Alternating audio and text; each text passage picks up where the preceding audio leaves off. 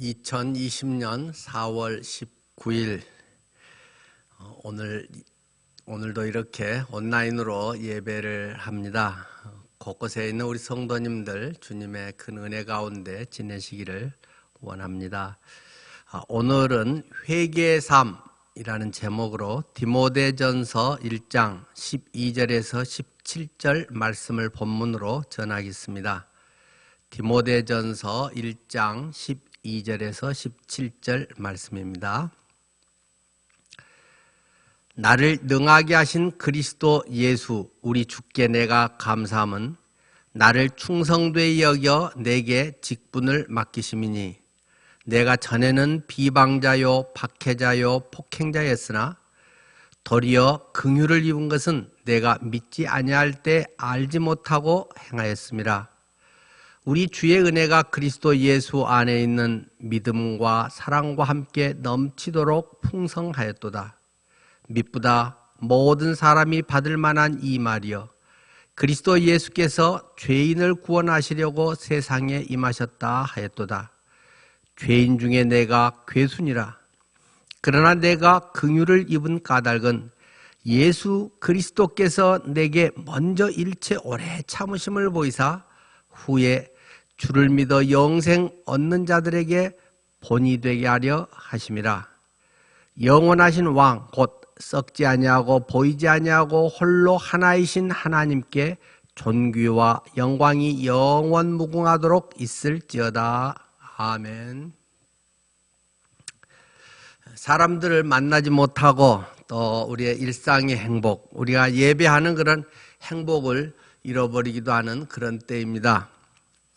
이때는 나무꾼이 도끼 날을 가는 것과 같은 그런 시간으로 보내야 하겠습니다.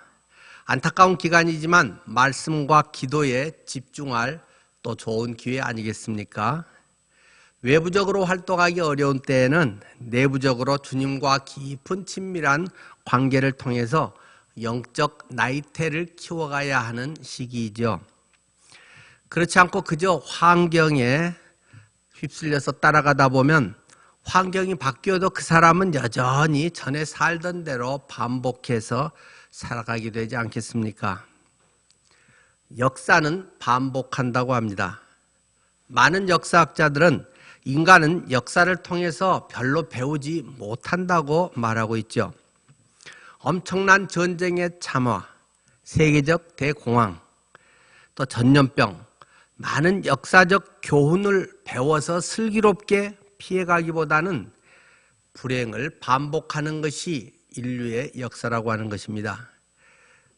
그 가운데는 인간의 욕망과 위선적 본능이 자리 잡고 있어서 그러한 일을 자꾸 반복해서 일으키는 경우가 흔하다는 것입니다. 부활의 삶을 위해서는 성령님의 인도하심 가운데서 거룩하게 살아가야 할 것입니다. 회개의 삶이 함께해야 부활의 삶, 예수 그리스도가 내 안에 주인 되셔서 온전히 내가 죽고 내 안에 그리스도가 살아가는 그러한 삶을 이룰 수 있는 것이죠. 베드로 전서 1장 14절에서 16절 말씀은 이렇게 기록하고 있습니다.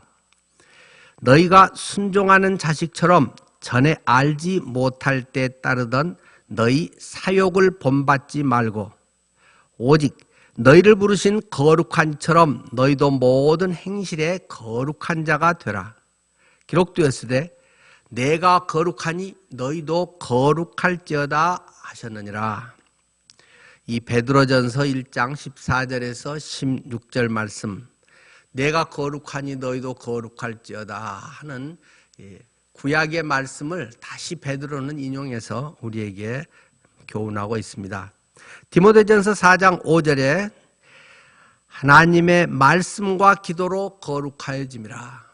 우리가 거룩하게 된 것은 우리의 경건의 모양을 갖는 그러한 어떤 외적인 것보다도 하나님의 말씀과 기도로 거룩해진다. 주님과의 관계성 속에서 내 안에 성령이 살아서 주인 되심으로 거룩해지는 것입니다. 시편 119편 9절 말씀이죠. 청년이 무엇으로 그의 행실을 깨끗하게 하리까? 주의 말씀만 지킬 따름이니다. 젊을 때, 우리의 의욕이 있을 때, 비전을 가지고 있을 때 무엇으로 청년이 올바르게 진실하게 깨끗한 모습으로 주님 앞에 그것을 이루어갈 수 있겠습니까? 주의 말씀만 따를 뿐입니다. 하나님의 말씀의 정도를 좇아 살아갈 때 그러한 것이 정결하게 하나님의 거룩함을 이루는 구별된 삶으로 나타난다는 것입니다.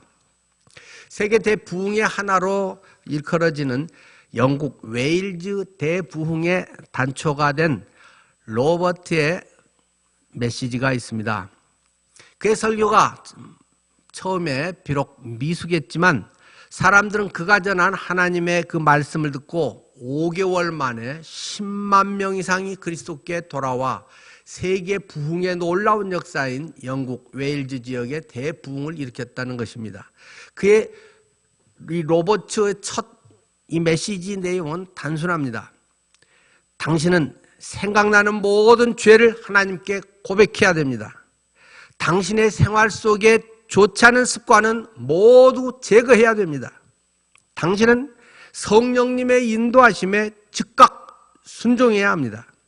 당신은 그리스도를 증거하기 위해서 사람들 앞에 나가야만 합니다. 이 단순한 몇 가지, 이것을 우리가 성령 안에서 주님의 심정으로 할 수 있으면 엄청난 변화와 부흥은 우리에게 다가올 수밖에 없다는 것입니다. 침례자 요한의 핵심적인 메시지는 회개하라, 천국이 가까웠느니라 였습니다. 예수님의 공생의 사역 시작 선포도 역시 회개하라, 천국이 가까웠느니라 였습니다. 하나님의 사람 D.L. 무디는 그의 저서 하나님께 가는 길에서 회개의 진정한 의미와 방법을 우리에게 안내하고 있습니다. 주보 4면에 실어놓은 글인데요. 제가 읽어보겠습니다. 무디는 먼저 무엇이 회개가 아닌가를 우리에게 알려주고 있습니다. 회개는 두려움이 아닙니다. 많은 사람들은 회개와 두려움을 혼동하고 있습니다. 사람들은 회개를 반드시 가슴을 치고 울고 놀라고 두려워해야 하는 것으로 생각합니다. 하나님께서 이집트에 놀라운 무서운 재앙을 내리셨을 때 바로 왕이 회개하는 것 같은 모습을 보이지만 그것은 전혀 회개가 아니었습니다. 하나님의 손이 거두어진 순간 바로의 마음은 전보다 더 강팍해졌고 그는 단 한 가지의 죄에서도 돌아서지 않았습니다. 그는 예전과 다름없는 사람이었습니다. 어떤 참된 회개도 없었습니다. 자신에게 죽음의 위협이나 환란이 다가오면 그로 인해서 회심을 하는 것처럼 보일 때가 있지만 그 위협, 어려움, 문제들이 지나가고 나면 언제 그랬냐는 듯이 잊어버리곤 합니다. 하나님의 심판의 손길이 미칠 때는 회개할 것처럼 보이지만 사건이 지나가 버리면 원위치 하고 마는 것들이죠. 또 회개는 느낌이 아닙니다. 그래도 많은 사람들은 어떤 느낌이 생기기를 기다립니다. 그들은 돌아서려고 하지만 느낌이 올 때까지는 하나님께로 향할 수 없다고 생각합니다. 볼티모어에 있을 때 무디는 매 주일마다 교도소에서 900명의 죄수들에게 설교를 했습니다. 그들 중에 비참함을 느껴보지 못한 사람은 거의 없었습니다. 그들은 수많은 감정들을 지니고 있었습니다. 수감 생활 중에 첫 일주일에 또 열흘 정도까지도 수감자들 중 대부분이 그 시간의 반을 울며 지냈습니다. 그러나 그들이 석방되면 이들 중 대부분은 예전의 생활로 돌아가곤 했습니다. 감정, 즉 그때의 그 느낌이 사라져버렸기 때문입니다. 회개는 금식이나 고행도 아닙니다. 금식하면서 몇 년 동안 자신을 괴롭히는 고행을 한다고 해도 단 하나의 죄도 회개한 것이 아닙니다. 마틴 루터가 계단을 무릎으로 기어오르면서 그런 고행을 하고 금식을 했지만 결코 그 마음속에 죄에 대한 그 죄책감에서의 자유를 느끼지 못했던 것들이 종교개혁의 그런 과정의 이야기로 고백하고 있지 않습니까? 회개는 또 후회도 아닙니다. 가룟 유다는 스스로 목을 매달 정도로 말할 수 없이 크게 후회했지만 그것은 회개가 아니었습니다. 그가 주님께 가서 얼굴을 땅에 대고 죄를 고백했다면 그는 용서받았을 것입니다. 그러나 가룟 유다는 주님이 아닌 제사장에게로 찾아갔고 제사장은 네가 한 일이니 네 자신이 감당하라 이렇게 말합니다. 결국 가룟 유다는 자살을 선택하고 맙니다. 사람이 참여는 할 수 있으나 거기에는 참된 회개가 없으므로 하나님을 만족시키지 못하는 그런 잘못된 믿음, 그것에서 벗어나야 하는 것입니다. 또 회개는 죄에 대한 자각도 아닙니다. 죄에 대한 깊은 자각 때문에 잠을 못 이룬다고 해도 변화되지 않는다면 회개한 것이 아닙니다. 회개는 기도도 아닙니다. 성경을 읽고 하나님께 눈물로 간절히 기도할 수 있습니다. 그렇다고 해도 결코 회개한 것은 아닙니다. 회개는 또 어떤 한 가지 죄를 끊어버리는 것, 그것을 회개라고도 하지 않는다는 것입니다. 죄를 끊고 때로는 욕하는 것을 그만두는 것은 잘한 일이지만 그가 모든 죄로부터 나오지 않는다면 그것은 회개가 아니고 심령 속에서 이루시는 하나님의 역사, 하나님의 일하심이 아닌 것입니다. 하나님이 임하시면 나무를 통째로 찍어 넘어뜨려 버리는 것과 같다는 것입니다. 그분은 모든 죄에서 돌아서게 하시는 것입니다. 그것이 성령의 역사입니다. 물론 시간의 진행에 따라서 하루 이틀 만에 모든 것이 다 바뀌었다라기보다는 그 내적인 것은 거듭나는 순간에 다 되지만 생활에서 표현되는 것은 조금 점진적인 부분은 있을 것입니다. 그러나 어느 하나만 조금 바꾸고 나머지는 그대로 있다고 하면 그것은 진정 회개한 것은 아니라는 것입니다. 그러면 무엇이 회개일까요? 성경은 회개를 뒤로 돌아서는 것이라고 말씀합니다. 회개라는 단어는 한 방향으로 걷고 있던 사람이 유턴해서 정반대 방향으로 가는 것을 뜻한다는 것입니다. 제가 고속도로로 가고 있는데 자칫 잘못해서 쭉 직진을 해서 가게 됩니다. 중간에서 잘못된 길로 얼른 돌아가지 않는다면 빨리 갈수록 더 급하게 속력을 내서 갈수록 그 더 잘못된 길로 가속해서 가고 있는 것이 됩니다. 잘못된 길에서 빨리 유턴하는 것, 세상이 중심이 되고 자기가 중심이 되어 있는 데서 하나님 중심으로 빨리 유턴해서 돌이키지 않으면 그것은 결코 회개가 아니라는 것을 강조합니다.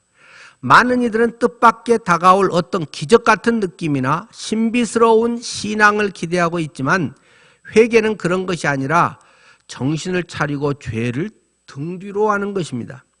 회개란 뉘우친 느낌이 아니라 성령님에 의해서 확고한 의지로 죄에서 돌아서게 되는 것입니다.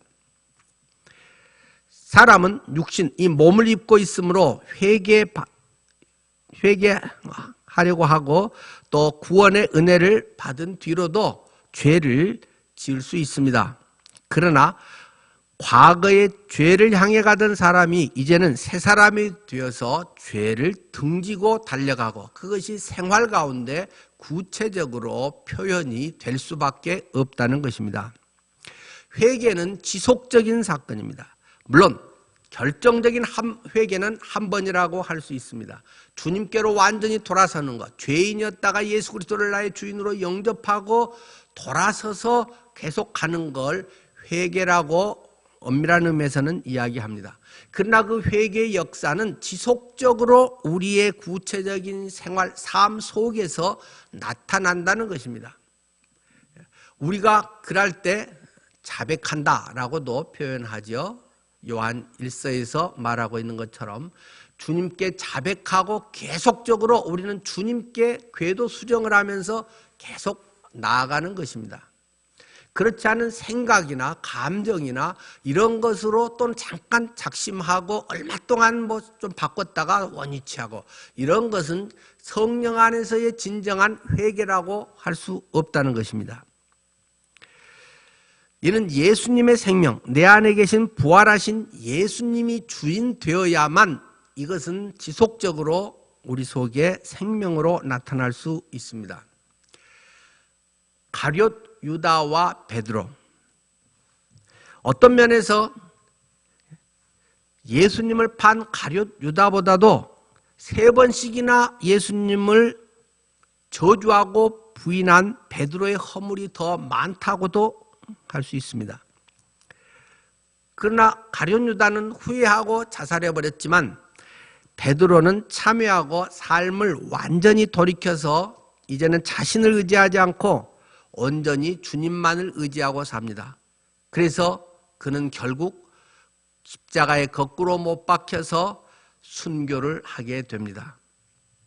순교도 우리의 결심과 의지만으로 되는 것은 결코 아닙니다.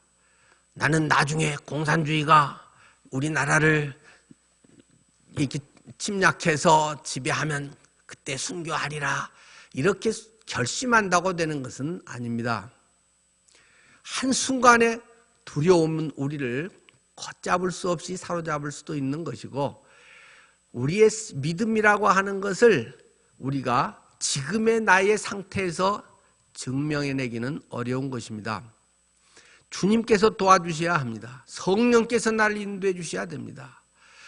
우리가 큰 어려움 닥칠 때 보면 교회 안에서도 야, 저 사람은 뭐 어떻게 저걸 이겨내겠나, 뭐 신앙도 시원찮은 것 같은데 그런 사람들이 오히려 더 의연하게 이겨내면서 성숙한 경우도 보고 아주 열심히 하고 항상 예수님의 이름을 들먹이면서 항상 다른 사람들에게 가르치는 사람이 막상 자기의 큰 어려운 문제가 되면 거기에서 폭삭 주저앉아 버리고 그 구렁에서 빠져나오지 못하고 오히려 더 마음이 확 돌아서서 더 반대자가 되는 경우들도 종종 보게 되는 것입니다. 인간적 열심과 믿음, 성령 안에서 다져진 이런 연단된 믿음은 사람들은 쉽게 구별하기 어려울 때도 있지만 완전히 다른 것입니다. 바탕이 누가 주인이냐에 따라서 완전히 다른 것입니다. 이 회개의 삶을 산 대표적인 사람으로 사도 바울을 손꼽을 수가 있을 것입니다. 오늘 본문의 말씀을 기억하시죠?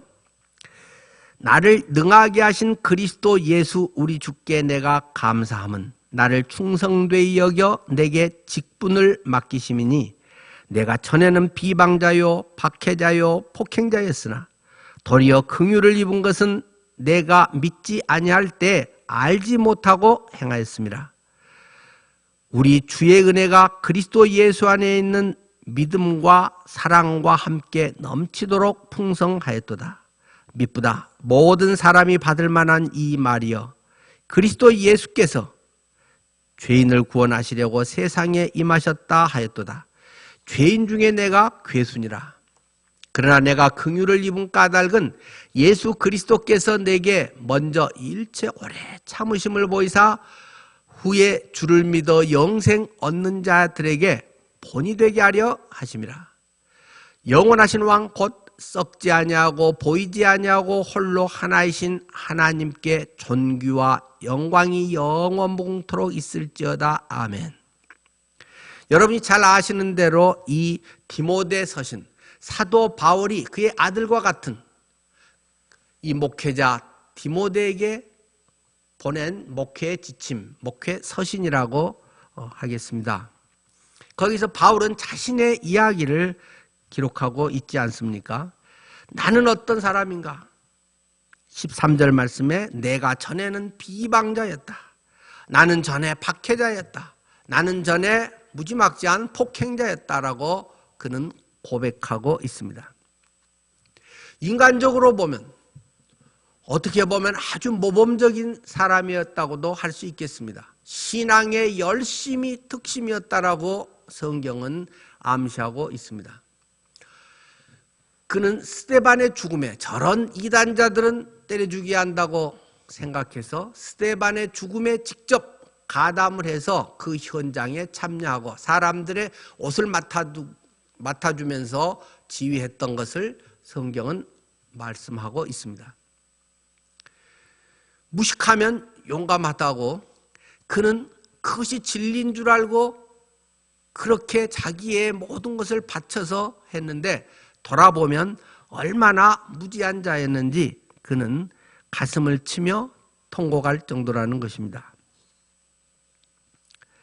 그는 또한 박해자였고 폭행자, 그가 다마스커스로 예수쟁이들 때려잡으러 간 사건, 그렇게 열심히 있었고 다른 사람들에게 때로는 폭력을 써서라도 물질적으로 영적으로 모든 방법을 다 통해서라도 어떻게라든지 그런 사람들을 제거해야 된다고 생각했던 열혈 신앙인이었습니다. 그러나 그는 죄인 중에 괴수라는 고백을 여기에서 또 하고 있지 않습니까? 죄인 중에 괴수다. 내가 전에는 몰라서 그랬다. 13절이죠. 도리어 이 긍휼을 입은 것은 내가 믿지 아니할 때 알지 못하고 행하였습니다. 알지 못하고 비방자요 박해자요 폭행자라는 그런 삶을 살았다. 나는 죄인 중에 괴수다 라고 선언하고 있는 것입니다. 우리의 삶에 하나님의 은혜가 있어야 됩니다. 자기를 의지하고 의지력 좋은 사람들은 위험한 사람들입니다. 교회 안에서도 이런 사람들이 큰 도움이 되고 또 큰 일도 하지만 이런 사람들이 교회를 어렵게 하는 일이 훨씬 많다는 것입니다. 자신은 교회를 위해서 하고 교회가 이렇게 해야 된다고 하고 열정적으로 뭔가를 하지만 때로 그 속에 많은 경우는 자기 의가 담겨 있다는 것입니다. 자기의 생각, 과거에 자기의 다져놓은 것, 자기의 관록, 자기의 가진 것, 자기의 경험, 자기의 학업, 학벌, 많은 외적인 이런 자기의 그래도 좀 괜찮은 것, 내가 이런 건 있어서 남보다 앞선다고 하는 그런 것이 오히려 교회를 더 어렵게 하는 경우가 많다는 사실을 기억해야 됩니다. 사도 바울이 나는 그런 사람이었다. 과거에 그가 다른 사람을 비방하고 박해하고 폭행하는 것이 자기 이익을 위해서가 아니었습니다. 여호와 하나님을 위해서라고 그는 생각했던 사람입니다. 거기에서 자기가 돈 한 푼이라도 더 자기 것 챙기려고 하는 게 아니었고 자기 명예를 위해서도 아니었습니다. 정말 순수한 신앙이었는데 그것이 뭔가 잘못된 근본주의적 사상이 이것이 주님을 참으로 사랑하고 나는 정말 바르게 한다고 하는 그것이 오히려 더 악한 인물로 그를 만들어버리고 말았다는 것입니다. 그래서 오늘 본문에서 계속 반복해서 나오는 중요한 구절이 이거 아닙니까? 주의 은혜가 그리스도 예수께서 예수 그리스도께서 오늘 이 짧은 본문 9절에서도 주의 은혜가 그리스도 예수께서 예수 그리스도께서 바울은 이 모든 것은 주의 은혜가 한 것이다.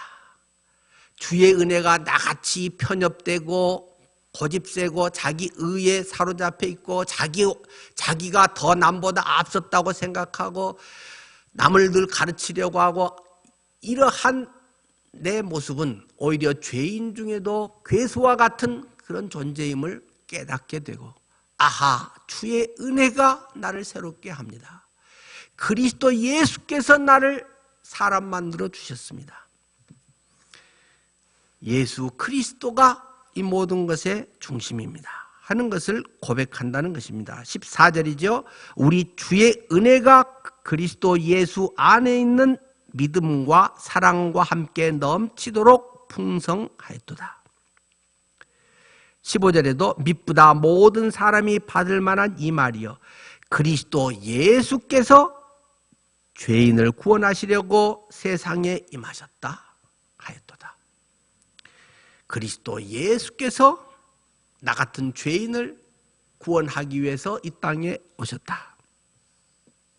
16절에도 그러나 내가 긍휼을 입은 까닭은 예수 그리스도께서 내게 먼저 일체 오래 참으심을 보이사 예수 그리스도께서 우리의 삶은 결국 주의 은혜가 그리스도 예수께서 예수 그리스도께서 그것입니다. 여러분의 입에서 나오는 것은 무엇입니까? 여러분들이 고백하고 대화하고 여러분들이 성도들과 교제하고 제안하고 하는 모든 것이 주의 은혜가 예수 그리스도께서 그것인가요? 내 생각에는 이게 더 좋은데 내 경험으로는 내 어떤 지식으로 그것이 그 사람을 오히려 망하게 할 가능성이 많고 공동체를 어렵게 할 가능성이 훨씬 많다는 사실을 기억해야 됩니다. 하나님은 우리 삶에서 물론 지혜를 주시고 하나님께서는 준비시키셔서 하나님의 귀한 일을 하게 하십니다. 그럴 때에도 이것은 주님의 은혜일 뿐입니다. 나의 나된 것은 주의 은혜입니다. 이 고백에서 나온 것이 아닌 그러한 어떤 모든 것은 악한 것입니다. 그것 자체는 악하지 않은 것이지만 그것을 제한하고 그런 것들이 또 되지 않으면 원망하고 다른 사람을 비난하고 이래야 되는데 저렇게 한다든지 무리를 짓고 그 마음에 원망하는 그런 마음들이 생기는 것은 악한 것입니다. 그 속에 자기 의가 도사리고 있고 그것이 아주 교묘한 방법으로 천사의 모습처럼 사람들 앞에 쇼를 하고 있는 것일 뿐입니다. 사도 바울은 그것을 절절히 깨달은 사람입니다. 그것을 그의 삶 속에서 지난날의 삶 속에서 느꼈기 때문에 지난날에 무슨 바울 같은 모범생이 나쁜 짓을 의도적으로 얼마나 했겠습니까? 자기 이익을 챙겼습니까? 그러나 나는 죄인 중에 괴수다라는 고백을 할 수밖에 없었다라는 것입니다. 그리스도인은 예수 그리스도를 믿어서 모든 죄가 하나도 남김없이 과거, 현재, 미래 완전히 깨끗게 되었습니다. 하지만 우리는 그리스도의 은혜 가운데 살아가는 것이고 날마다 회개의 삶을 살아야 됩니다. 날마다 그리스도께 완전히 유턴해서 그리스도께 가까이 빛으로 가까이 나아가고 그럴 때 나의 그림자가 더 진하게 길게 드리워지는 것을 발견하게 됩니다. 나의 이면은 얼마나 별 볼 일 없는 것인지 내세울 것은 얼마나 없는 무가치한 존재인지 그럼에도 빛으로 가까이 갈 때 나의 얼굴은 하나님의 광채로 빛나게 되고 내 삶은 의로워지고 내 삶은 기쁨과 평강의 미소가 흐르게 되는 것입니다. 회개가 없는 사람은 죄의 길을 걷고 있는 사람입니다. 철로역정을 쓴 존 버년의 유명한 구절 전에도 나눈 바 있어서 기억하시죠? 성경책이 더러운 사람은 마음이 깨끗한 사람이고 성경책이 깨끗한 사람은 마음이 더러운 사람이다. 더티 바이블, 클린 허트. 클린 바이블, 더티 허트. 여러분의 성경책은 더럽습니까? 달아져 있습니까? 날마다 성경에 여러분들의 마음이 쏟아져 있습니까? 아니면 딴 것에 나의 생각에 그런 것이 훨씬 앞서 있습니까? 말씀과 기도로 거룩하여지느니라. 여러분의 삶이 이런 삶으로 날마다 주님을 영화롭게 하기를 원합니다. 성령 안에서 주님을 사랑하는 마음으로 나의 삶 가운데 그것이 완전히 몸에 익어서 자연스럽게 나의 삶으로 무의식적이도 나올 수 있을 만큼 돈 쓰고 시간 쓰는 그것이 우리의 삶의 진정한 모습인 줄 압니다. 강담 두놀 임마누엘, 이런 은혜가 함께 하시는 나날이 되시기를 축원합니다. 기도하겠습니다. 이제는 우리 주 예수 그리스도의 크신 은혜와 하나님의 한없으신 사랑하심과 성령님의 역사하심이 우리 안에 날마다 그리스도의 보혈로 정결케 하여 하나님의 거룩한 뜻을 드러내는 복된 믿음의 자녀들로 세워 주시옵기를 축원하옵나이다. 아멘. 이어서 광고 말씀드리겠습니다. 주보 1면에 있는 것처럼요. 네. 오늘까지 우리가 이렇게 또 온라인으로 함께 예배를 드리고 있는데요. 다음 주일부터는 교회당에서 드리는 함께 예배와 인터넷 온라인 예배를 병행하려고 합니다. 국가적으로 특별한 어떤 대이변이 일어나지 않으면 아마 이렇게 되게 다 하게 될 것 같습니다. 부득이한 상황이 있으면 다시 우리 전체 카톡방에 알려드리겠습니다만, 일단은 우리 교회에서 다음 주일 11시 예배를 함께 드릴 예정입니다. 교회당에서는 공강 규모상 많은 사람이 참석할 수는 없어서요. 우선 다음 주 4월, 그러니까 마지막 주일에는 우선 운영위원들과 각 회장 부부 정도가 교회에서 모여서 하는 것이 좋겠다고 생각합니다. 여러 가지도 점검도 해보고요. 그러나 운영위원이나 회장 부부도 꼭 다 오라는 것은 아닙니다. 혹시 몸이 좋지 않다거나 또 자녀가 있어서 함께 하기를 원한다거나 여러 형편에 의해서 자유롭게 선택하시면 되겠습니다. 온라인 예배는 지금의 이렇게 카톡방에 다 내용을 올렸습니다만 11시에 교회에서 예배하는 현장을 생중계로 해서 실황으로 11시에 딱 시작을 해서 예배 드리게 된다는 것 기억해 주시면 고맙겠습니다. 이 온라인 실황 지금 하는 것처럼 휴대폰, 유튜브를 통해서요, 또 컴퓨터나 또 인터넷 TV 등을 통해서도 동시에 할 수 있다는 것 기억해 주시고요. 그러나 이 함께 예배 외에 다른 것은 우리가 우선 지금같이 중단하게 됩니다. 밤 10시 함께 기도회 계속 우리가 마음을 모아서 기도의 깊은 은혜 가운데 들어가고 서로를 위해서 기도로 세워갈 수 있기를 바랍니다. 밤 10시 함께 기도회 기억해 주시기 바랍니다. 우리 다음 주 또 일부라도 함께 만날 수 있어서 감사하고요. 한 주간도 믿음으로 승리하시기를 바랍니다. 샬롬.